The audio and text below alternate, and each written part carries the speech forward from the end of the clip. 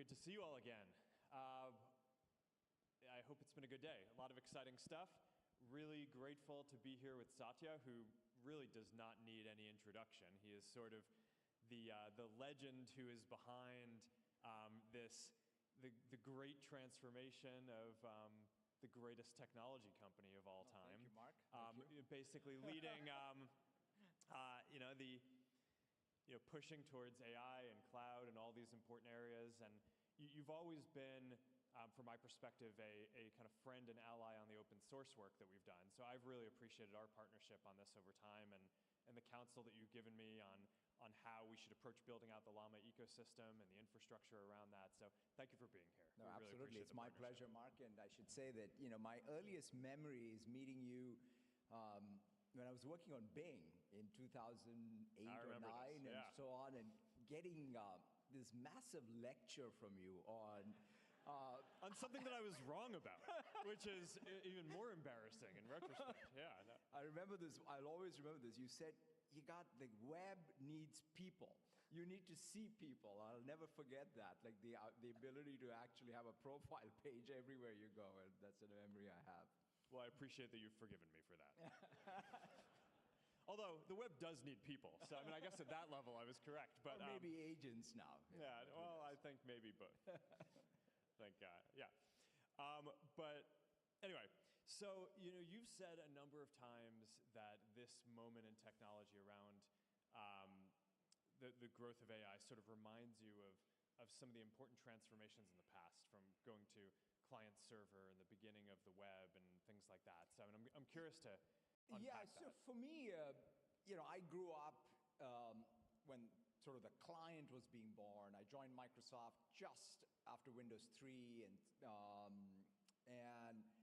so I saw the birth of client-server, then the web, mobile cloud, and then you could say this is the fourth or the fifth, depending on how you count. And it's interesting, right, which is each time there is this transition, everything on the stack gets relitigated. And you get to sort of go back to the first principles and start building. I thought, like, even the shape of the cloud infrastructure for me that I built starting, let's say, in 2007, 8 to what have you, the core storage system for training doesn't look like the core storage system you built. Or this workload of training, right? The data parallel synchronous workload is so different, let's say, Hadoop or what have you. So the fact that you kind of have to rethink everything up and down a tech stack with each of these platform shifts is sort of what I think we face from time to time. It sort of grows from what was there. The web was born on Windows, but it went far beyond that. That's kind of how I think about this as well. Yeah, that makes sense. I mean, you've made this point a bunch of times around how as things get more efficient, it changes the way it works, and people just end up consuming a lot more of the services, right? And I guess one of the things that I'm curious about, right, because you guys are in this great enterprise business, and we don't have as much visibility into this, is sort of how you're seeing that play out around all these AI models, right? You're seeing, like, generation over generation, they're just getting so much more efficient and delivering more intelligence than the last generation. And obviously it's all happening super quickly, so I'm not sure kind of what you see in that, but yeah, I mean, if you think about it, right, which is, we were all, a few years ago sitting around and saying, oh my, what's happened to Moore's Law? Is it over? What do we do? And here we are in some crazy sort of hyperdrive Moore's Law, right? And it's always been also the case, right, which is any one of these tech platform shifts has not been about one S-curve. It's been multiple S-curves that compound, right? Even if you take just the fact that the chips are getting better. People like Jensen or Lisa are doing tremendous innovation. Their cycle times have gotten faster. So let's say that's Moore's Law. But on top of that, everything at the fleet, the system software optimization, the model architecture optimizations, the kernel optimizations for inference, the app server, even the prompt caching, how good we've gotten in And so you add all of that up for every 6 months, 12 months, you have a 10x perhaps improvement, right? And so when you have capability improvement of that rate and the prices drop at that rate, fundamentally consumption goes up. So I'm very optimistic that we are at a stage where deep applications can get built. And so these things where you have an orchestration layer with these agents with multiple models, I feel like we're at that place. Because if you think about even the first generation of apps, they were very coupled to one model. But we are finally getting to multi-model applications where I can orchestrate, in fact, a deterministic workflow, an app, an agent that was built on one model, talking to another agent. We even have these protocols are helpful, whether it's MCP, whether it's A2N, whatever. These are all good things. If we can standardize a bit, and then we can build applications that are, taking advantage of, I would say, these capability building, but it has flexibility. And that's where I think open source absolutely has a massive, massive role to play. Yeah, well, I definitely want to make sure we can get into discussing how to use multiple models together, and I think that there's this whole kind of concept of a distillation factory in the infrastructure around that you think Microsoft is well positioned to basically provide as there are multiple models. Maybe we'll come back to that in a minute. But before we do that, Microsoft obviously has been on this interesting journey around open source, right? And this is one of the big things that you did, under your leadership early on, was embracing it. And you had the early partnership with OpenAI, but then also were very clear that in addition to working with closed models, you wanted to make sure that Microsoft served open models well. And I'm curious how you think about that and how you think that the open source ecosystem is going to evolve and why that's important to your customers and how you think about that with all the infrastructure that you're building. Yeah, it's interesting you asked that because I grew up, in fact, one of my formative jobs at Microsoft was also making sure that we had interoperability with the various flavors of Unix out there between NT and Unix. And that taught me one thing, which is interoperability is what, first of all, customers demand. And if you do a good job of it, that's good for your business, and obviously you're meeting customers where they are. And so to us, I think that's what has shaped my thinking when it comes to open. I mean, I'm not dogmatic about closed source or open source. Both of them are needed in the world. And in fact, I think customers will demand them, right? Even if any one of us has dogma, it doesn't matter, because at the end of the day, the world will break that way, which is there will be a need for it. So given that, I think, for example, there was SQL Server, there was MySQL. Or Postgres. There's Linux, there's Windows. In fact, there is Linux on Windows. In fact, my favorite thing to use is WSL on Windows, because it just makes it easy to take a lot of the dev tools and deploy them on Windows. So overall, I think having a posture that allows you to mix and match these two things is super helpful. It also fits with what you just talked about, because a lot of my enterprise customers want to be able to distill, in many cases, models that they own. It's their IP. So that in that place where an open weight model has a huge structural advantage compared to a closed model. And so I do feel that the world now is better served with great closed source frontier models, great open source frontier models. And to us as a hyperscaler, this is a great thing, because after all, our job is to serve. If you go to Azure, you can get fantastic Postgres, you can get great SQL Server, or you can get Linux or Windows VMs. Same way, we want to have the choice available and great tooling around it. Yeah, so what's basically kind of the pitch or the role that you see Azure playing for open source, but I guess across all of these? It doesn't need to be exclusively that. So for developers who are getting started, where are the areas that you're trying to differentiate and be the best? So the first thing is, it's not like an AI workload just has an AI accelerator and a model that, at inference time, right? Because the reality is, in fact, if you look at underneath any AI workload, there's storage, right? There is other compute than an AI accelerator, and there is a lot of dependency on the network and so on. So the core infrastructure. So for us in Azure, we want to build compute storage network plus AI accelerators as even infrastructure as a service that's world-class for someone who wants to be able to build the next generation of agents. Then above that, we're also building with Foundry an app server. Like, for example, every platform shift of ours, there's been an app server. How do you package up all the services, search or memory or safety, all of these services that are needed for someone, or evals.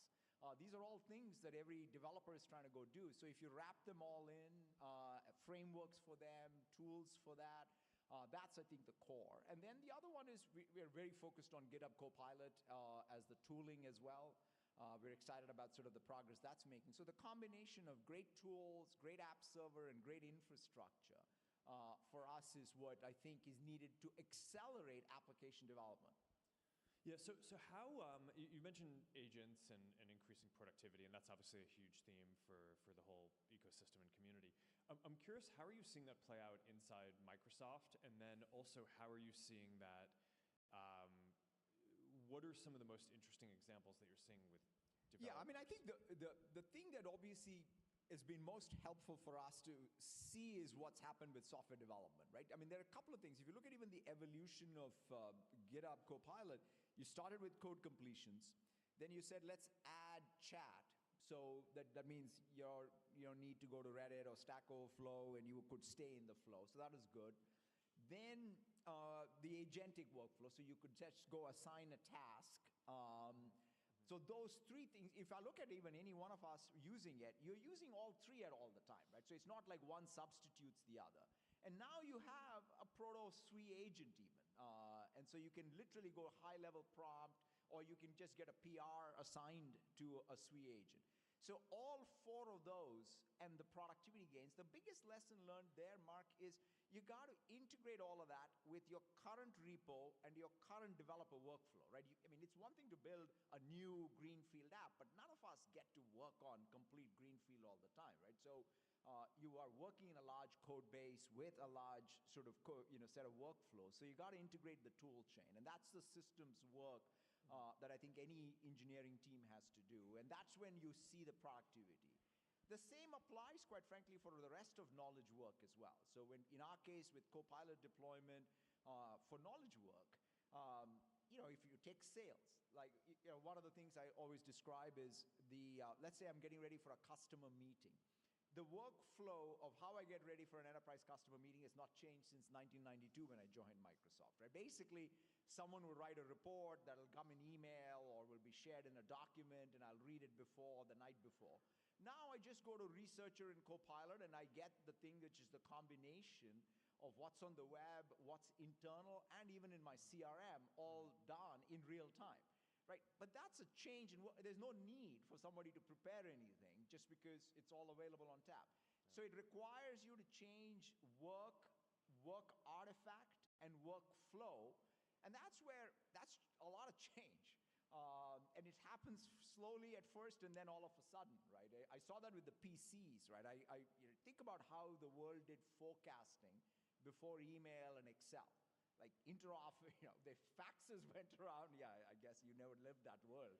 I was in middle school. Yeah, no, it's. But there was a world where people sent around faxes, and people went and did interoffice memos, and then somebody said, hey, I'll send a spreadsheet in an email, and people enter numbers. And that changed how people did forecasting. And that's, I think, what we are at the very beginning of. And you see it in customer service. You see it, I think, in marketing, collateral creation, content creation. So that's where we are, and you're seeing tangible progress and tangible productivity gains. Yeah, interesting.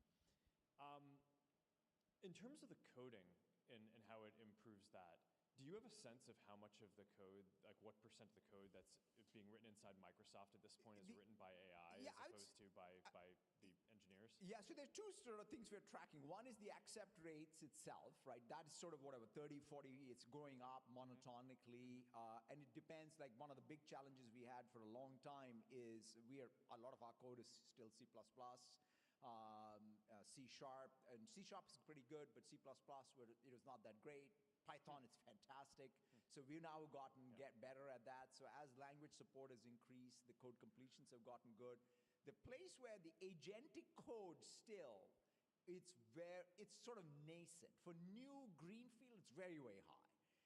But as I said, nothing is greenfield in many cases. And so therefore, I would say maybe at this point, the PR, by the way, code reviews are very high. So in fact, the agents we have for reviewing code, that usage is increased. And so I'd say maybe 20-30% of the code that is inside of our repos today in some of our projects are probably all written by software. What about you guys?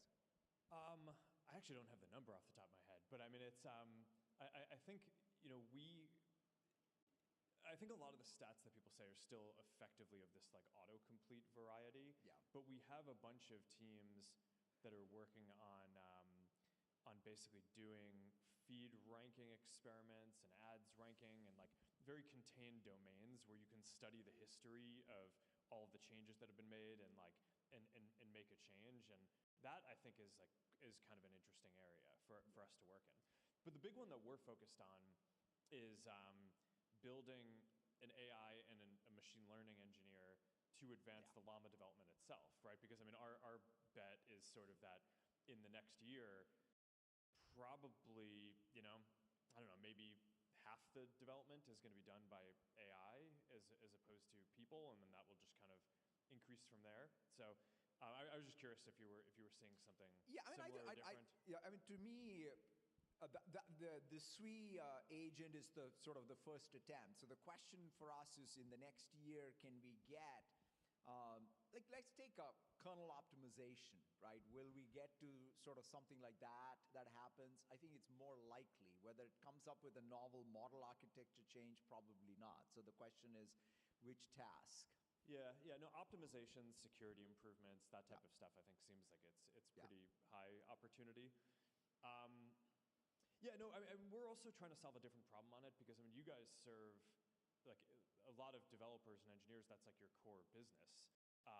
Whereas for us, we're thinking about this more as a thing to improve our internal development and then improve the Llama models, which other people can use, but it's not something that we do the end-to-end workflow on in the way that you do. So it's always just interesting to hear how you're thinking about that. Yeah, and the other thing for us is, to your point, our core business, in fact, Bill started the company as a tools company. And so to us, the interesting thing I think about now is maybe the way we should reconceptualize our tools and infrastructure, quite frankly, are the tools and the infrastructure for the agents to use. Because even the SWE agent needs a bunch of tools.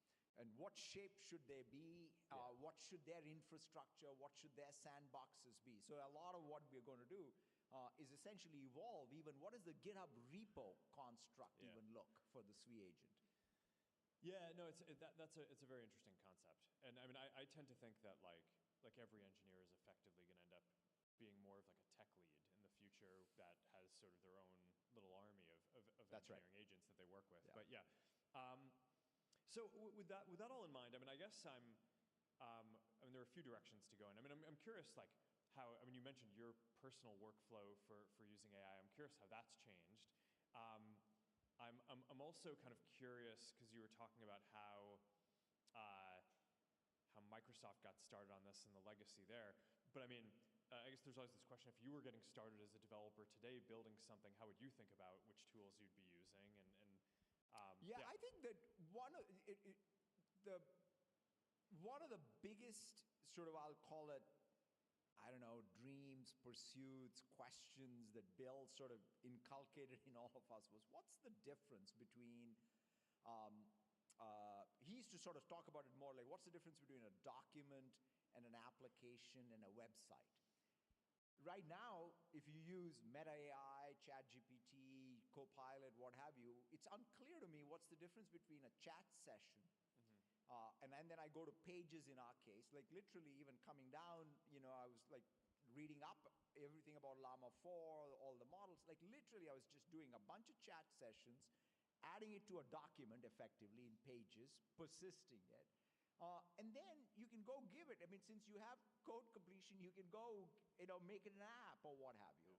And so this idea that you can start with a high-level intent and end up with what is an artifact that is a living artifact that you would have called in the past an application is going to have profound implications, I think, on workflows. And I think we are at the beginning of that.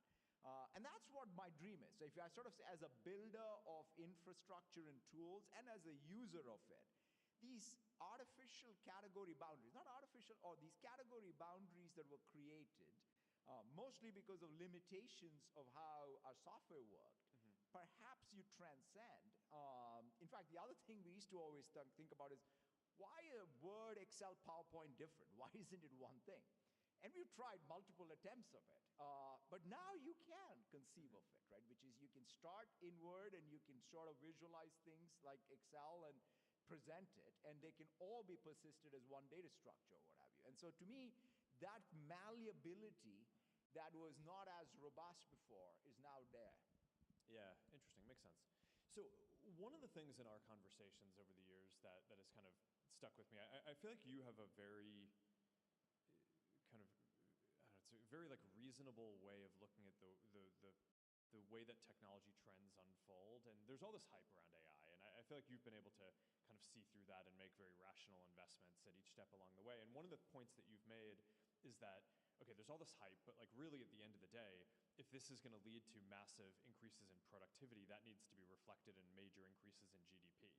And that this is going to take like multiple years, many years to kind of play out. And I'm curious how you think, what's your current outlook on sort of what we should be looking for to understand the progress that this is making, and how we would, and kind of like where you expect that to be over like a 3, 5, 7 year period? To me, I think that's right, because to us, I would say it's a pretty existential priority, quite frankly. The world needs sort of a new factor of production and input that allows us to deal with a lot of the challenges we have.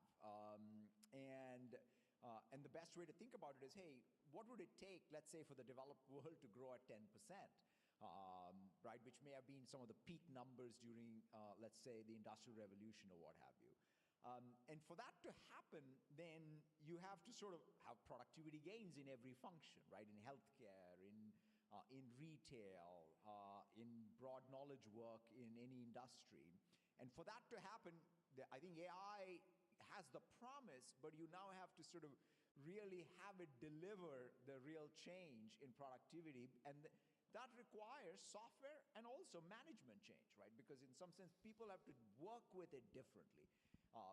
People always quote what happened with electricity, right? It was there for 50 years before people figured out that, hey, we got to really change the factories to really use electricity differently, right? And that is the famous Ford case study. And so to me, we are somewhere in between. I hope we don't take 50 years. But I do feel that by just thinking of this as the horseless carriage, is also not going to be the way we're going to get to the other side. So it's not just tech. Tech has got to progress. You got to put that into systems that actually deliver the new work artifact and workflow. Yeah, well, we're all investing as if it's not going to take 50 years. So I hope it doesn't take 50 years.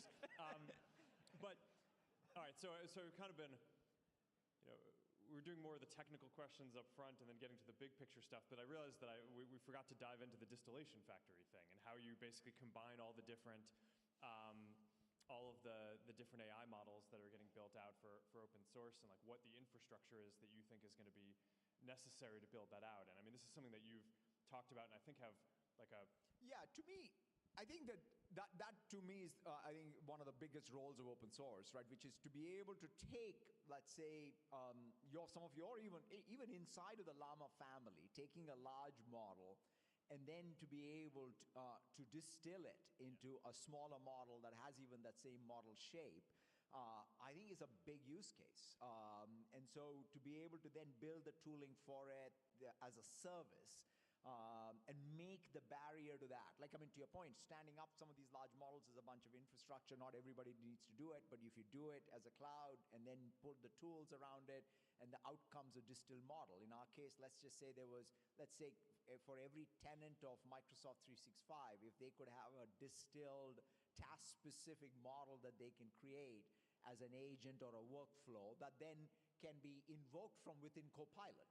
That, to me, is a breakthrough scenario. And people are already doing a lot of that, and we want to make that a lot easier. And so when I say distillation factory, that's the many-to-many type of, or one-to-many relationship I want between one large model these distilled models that then get composed with a lot of other workflows inside of something like a product like GitHub Copilot or Copilot, because now they all support with MCP servers and so on, the invocation of these other agents.